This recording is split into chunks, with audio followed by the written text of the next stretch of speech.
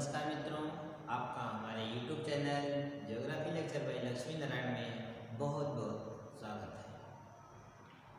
आज हम ज्योग्राफी का एक दूसरा चैप्टर विश्व के जलवायु प्रदेश लेकर आए हैं।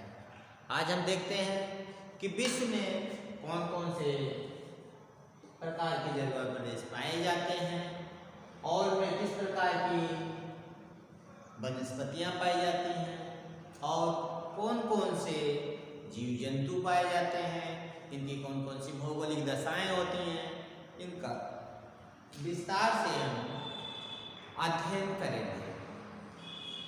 इसमें हम यद्यप एक में समाहित करने का प्रयास किए हैं सभी जलवायु प्रदेशों की समस्त विशेषताओं को, जो कि कंपटीशन वनडे के एग्जाम के लिए या कहें कि प्री के एग्जाम के लिए विशेष महत्वपूर्ण है। और इसे डिस्क्रिप्टिव भी लिखा जा सकता है, लेकिन डिस्क्रिप्टिव के लिए हम अलग अलग इसके लिए 9 वीडियो अलग से डालेंगे। फिर इसको एक में समाहित करके देखते हुए हम चलते हैं। विश्व के प्रमुख जलवायु प्रदेश। विश्व में तापमान और वर्षा की भिन्नता के आधार पर विश्व के जलवायु प्रदेशों को 9 भागों में मुख्य रूप से विभाजित किया गया है। वैसे और भी विभाग हैं लेकिन सब कैटेगरी में आते हैं। मुख्य यही है: आयनवर्तीय सदाहर वन, मानसूनी वन, उष्णमरुस्थलीय वन, भूमध्यसागरीय वन, समाना वन बायोम, शीतोष्ण कटिबंधीय घास प्रदेश, टैगा वन बायोम और टुंड्रा वनस्पतियां। सबसे पहले हम इसमें देखने का प्रयास करते हैं कि देखिए ये रेखा कुछ लाल कलर से दिख रही है, ये तापमान को प्रदर्शित कर रही है। विषुवत रेखा पर इसकी ऊंचाई अधिक है, विषुवत रेखा पर तापमान अधिक है।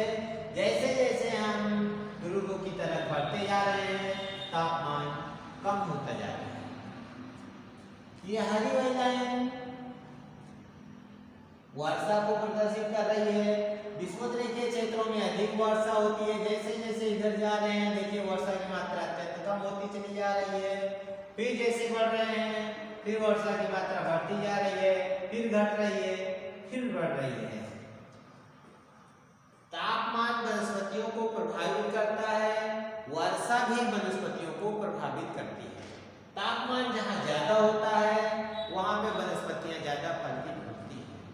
जैसे जैसे तापमान कम होता जाएगा वनस्पतियों की ग्रोथ कम होती चली जाती है। ये तो सामान्य नियम है, लेकिन अब वर्षा भी इसको प्रभावित करती है।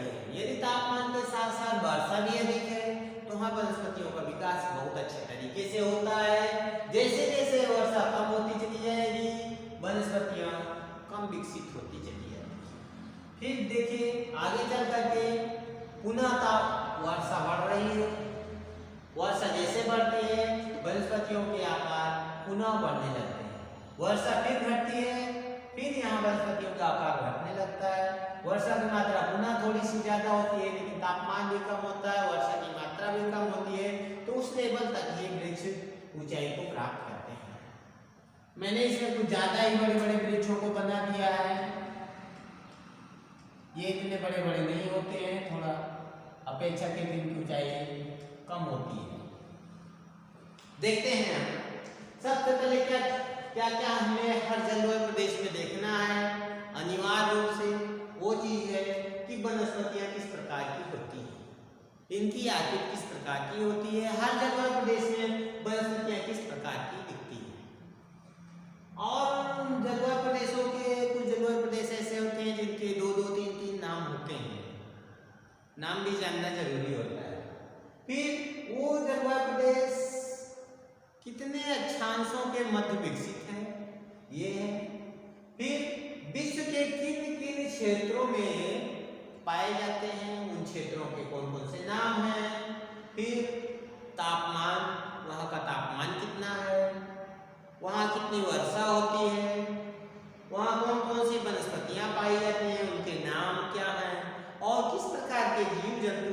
पाए जाते हैं उनका हम इसमें अध्ययन करते हुए चलते हैं।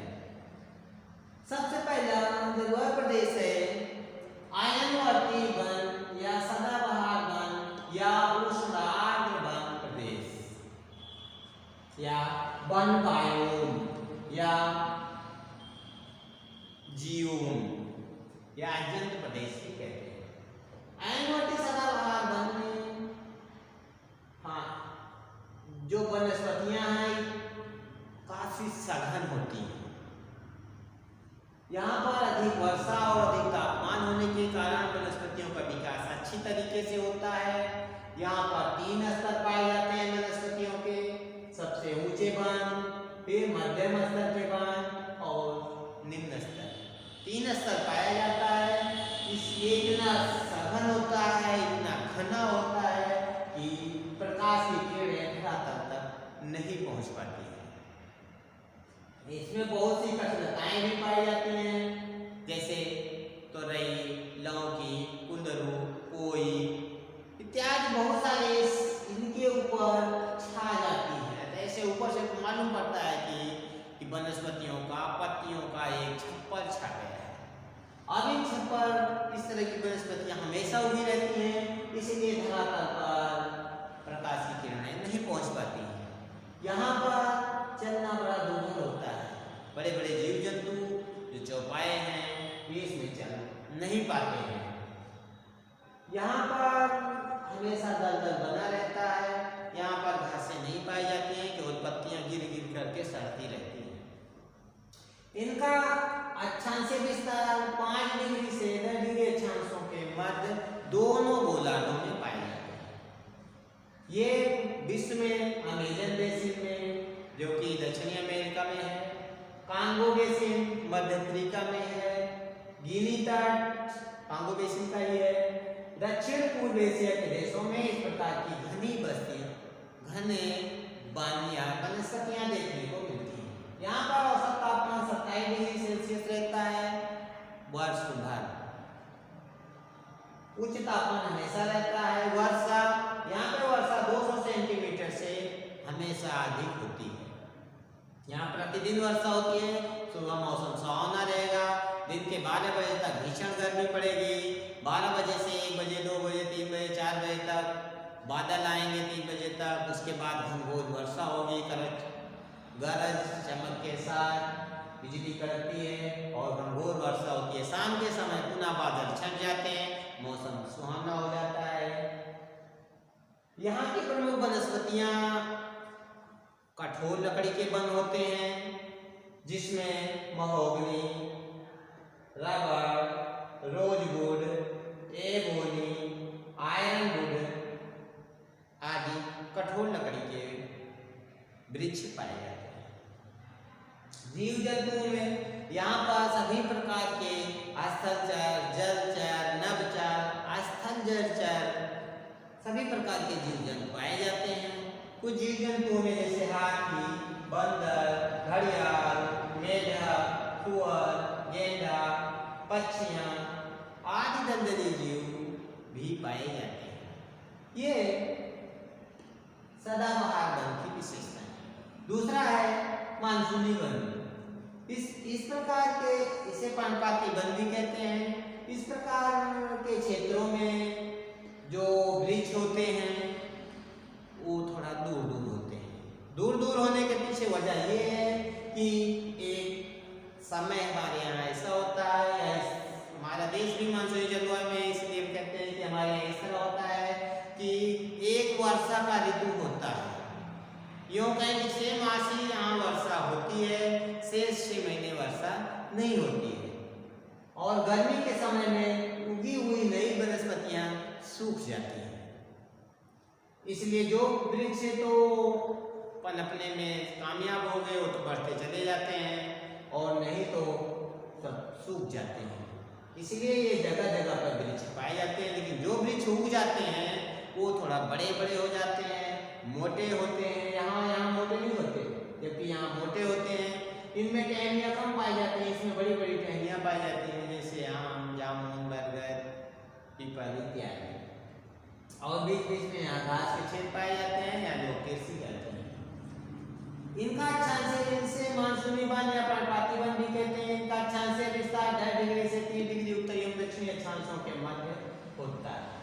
विश्व के क्षेत्रों में दक्षिण पूर्व एशिया, दक्षिण एशिया, पूर्वी अफ्रीका, पूर्वी ब्राजील, उत्तरी ऑस्ट्रेलिया और मध्य अमेरिका के क्षेत्रों में इस प्रकार के जलवायु प्रदेश या वनस्पत प्रदेश या जल प्रदेश पाए जाते हैं। यहाँ पर तापमान जाड़े में 10 से 15 डिग्री सेल्सियस होता है, जबकि गर्मी में 20 से 32 डिग्री सेल्सियस तक तापमान पहुंच जाता है। वर्षा यहाँ पर 200 सेंटीमीटर से 150 सेंटीमीटर तक ही होती है। यहाँ की प्रमुख वनस्पतियों में सागवान, शीशम, सखुआ, आम, कटहल और बांस इस प्रकार की वनस्पतियां यहाँ पाई जाती हैं। यहाँ के प्रमुख जीव जंतुओं में गाय, भैंस, बकरी, नीलगाय आदि सभी भारत में जिस प्रकार के जीव जंतु पाए जाते हैं, इस प्रकार की जलवायु में सर्वत्र इस प्रकार के जीव जंतु पाए जाते हैं। अगला देखते हैं उष्ण मरुस्थल। यहाँ पर देखिए तापमान तो ठीक है लेकिन वर्षा कम है, इसलिए यहाँ वर्षा कम होने के कारण वनस्पतियों का उचित विकास नहीं हो पाता है और यहाँ पर कटी झाड़ियाँ ही होती हैं जो उस प्रकार की वनस्पतियाँ होती हैं जो पानी का क्षय रोक सकती हैं, बूंदेदार होती हैं। इसे उष्ण मरुस्थल भी कहते हैं या शुष्क मरुस्थलीय जलवायु भी कहते हैं या सहारा मरुस्थलीय जलवायु के नाम से भी जाना जाता है। इसका अक्षांशीय विस्तार 15 डिग्री से 30 डिग्री उत्तरी एवं दक्षिणी अक्षांशों के मध्य होता है।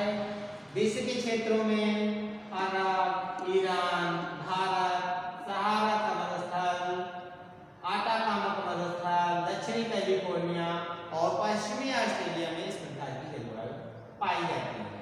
तापमान यहाँ पर 25 डिग्री से 27 डिग्री सेल्सियस तक औसत तापमान होता है। उच्चतम तापमान इसी जलवायु प्रदेश में अंकित किया जाता है।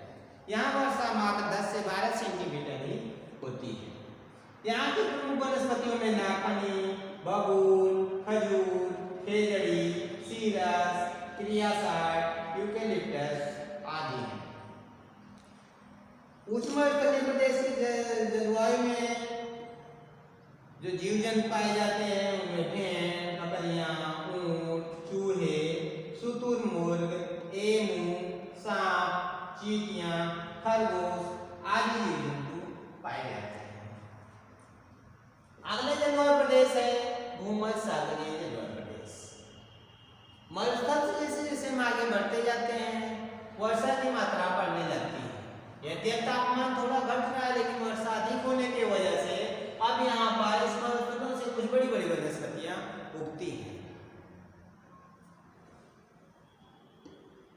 ये वनस्पतियां उस प्रकार की वनस्पतियां होती हैं जिसमें रसदार फल अधिक पाए जाते हैं। इसे भूमध्यसागरीय वन या वन प्रदेश, जलवायु प्रदेश या जंतु प्रदेश कहते हैं। भूमध्यसागरीय जलवायु प्रदेश को रूमसागरीय जलवायु प्रदेश भी कहा जाता है। इसका अक्षांशीय विस्तार विश्व में 30 से 45 डिग्री उत्तरी एवं दक्षिणी अक्षांशों के मध्य होता है।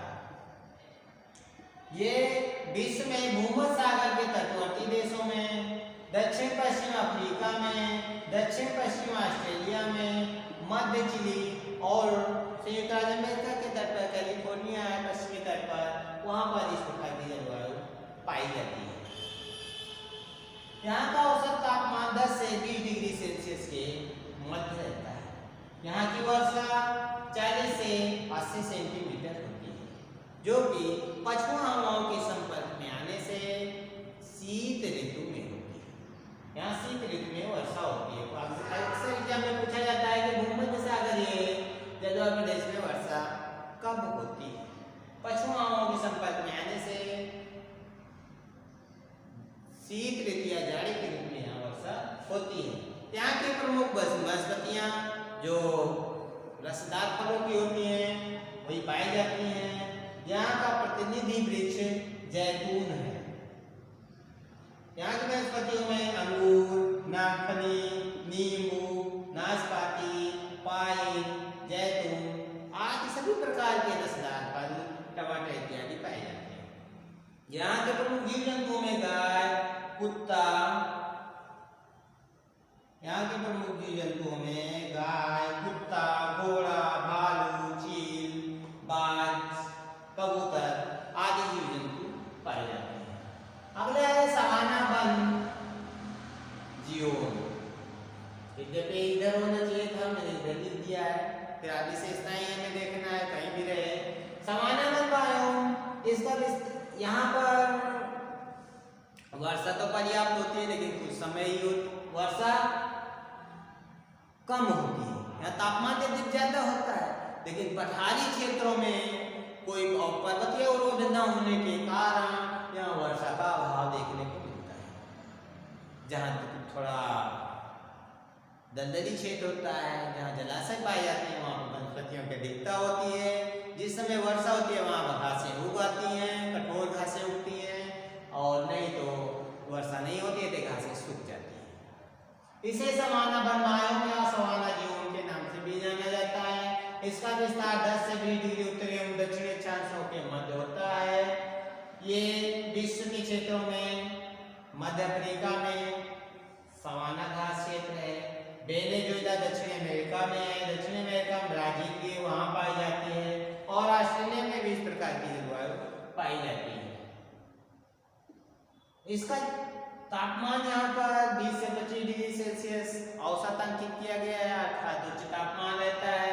यहाँ वर्षा 50 से 100 सेंटीमीटर होती है, लेकिन कुछ समय में ही हो जाती है, शेष समय शुष्क हो जाता है, जिससे यहाँ की घासें सूखने लगती हैं। यहाँ पर बड़ी बड़ी कठोर घासें पाई जाती हैं, जैसे मूंज, नरकुल, कूस, सेठा, कटीली झाड़ियाँ इत्यादि। ये जब नरम होती है तो पशु पक्षी इसको आसानी से चर लेते हैं, लेकिन जैसे जैसे बढ़ती चली जाती हैं ये कठोर होती जाती हैं और इसे कोई भी जीव जंतु नहीं खाता। यहाँ के प्रमुख जीव जंतुओं में कुटांग, भैंस, शेर, कुत्ता, जिराफ, हाथी, भालू, मगरमच्छ, जिराफ, लकड़बग्घा आदि जीव जंतु पाए जाते हैं। इस प्रकार के क्षेत्र को विश्व का चिड़ियाघर भी कहा जाता है। यहाँ पर बहुत सारे जीव जंतु पाए जाते हैं।